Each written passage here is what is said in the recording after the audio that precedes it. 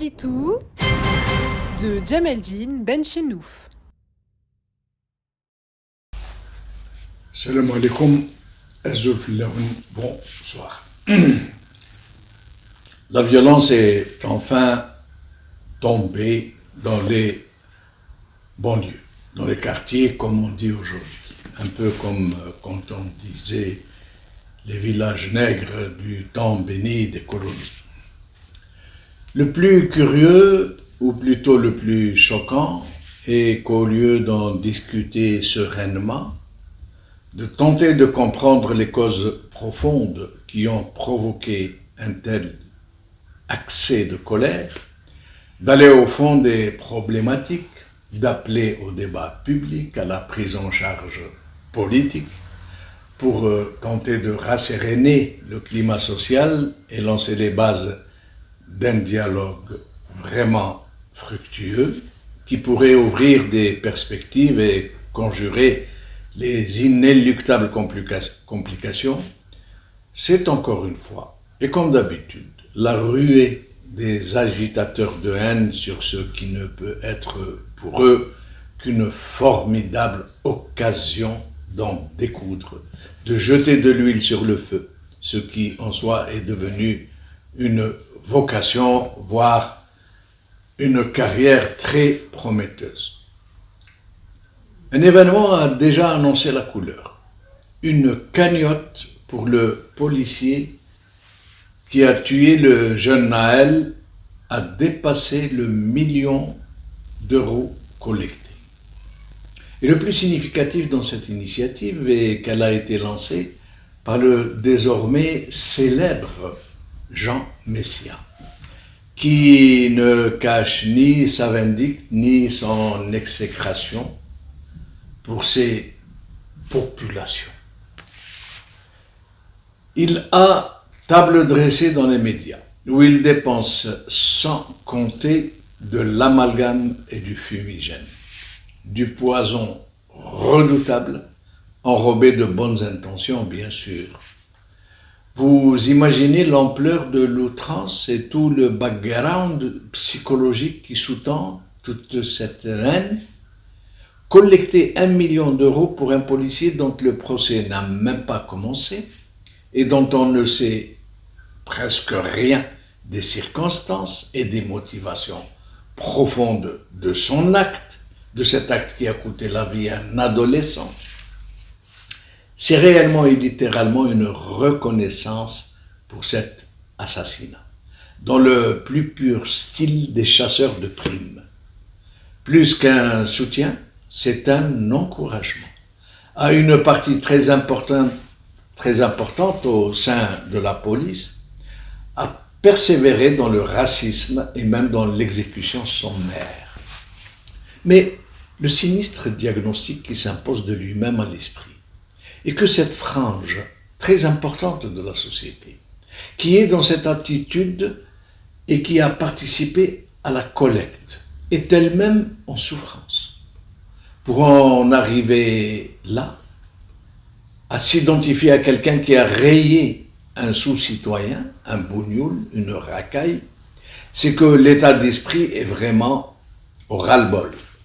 C'est un pas de plus vers l'affrontement que nombreux appellent de leur vœu, dans un esprit de croisée contre le sarrasin.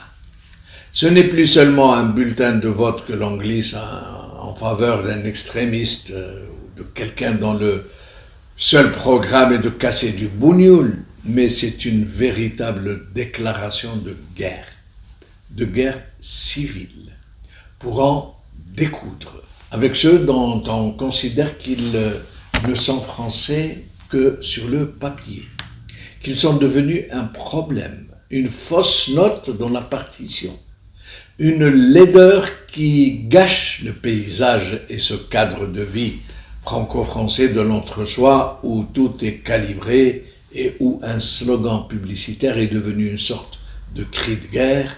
Nous n'avons pas les mêmes valeurs.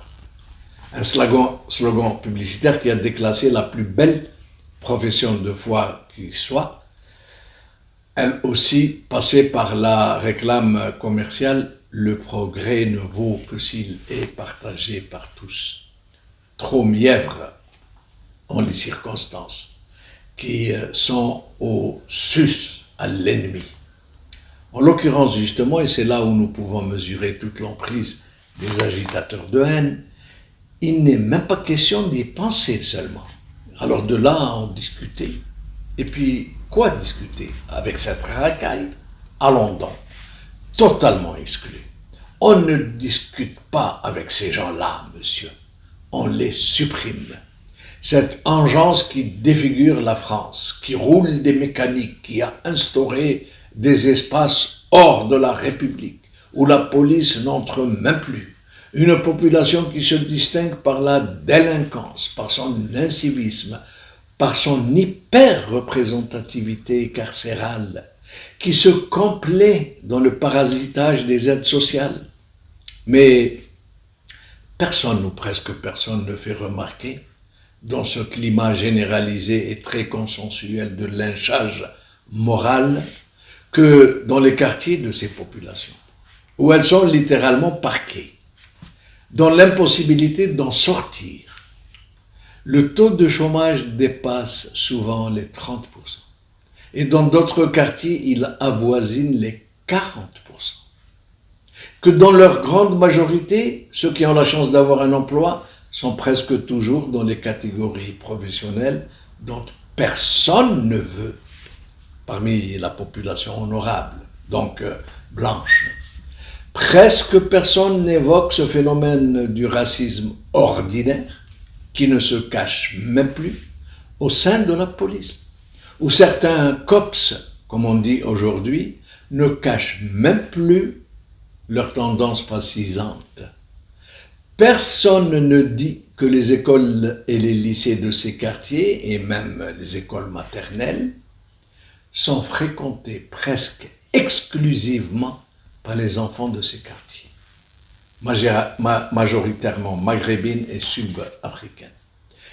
Personne ne dit dans quel bain social toxique baigne la jeunesse de ces populations, combien elles sont dans la malvie, incitées à la réaction hostile épidermique, et qui n'ont même pas la possibilité de revenir dans le pays de leurs ancêtres, puisque ces pays sont devenus des enfers, avec la connivence très active des anciennes puissances coloniales, qui en soutiennent les despotes et qui provoquent elles-mêmes ces tsunamis migratoires qui viennent gonfler de jour en jour la population immigrée. Et personne ne se dit qu'une telle explosion de violence ne peut être que la conséquence d'une grande souffrance. Un peu comme une personne qui vomit violemment tout le contenu de son estomac, parce qu'il est en souffrance, justement, parce qu'il a mal. Et tant ira la cruche à l'eau. قول خير.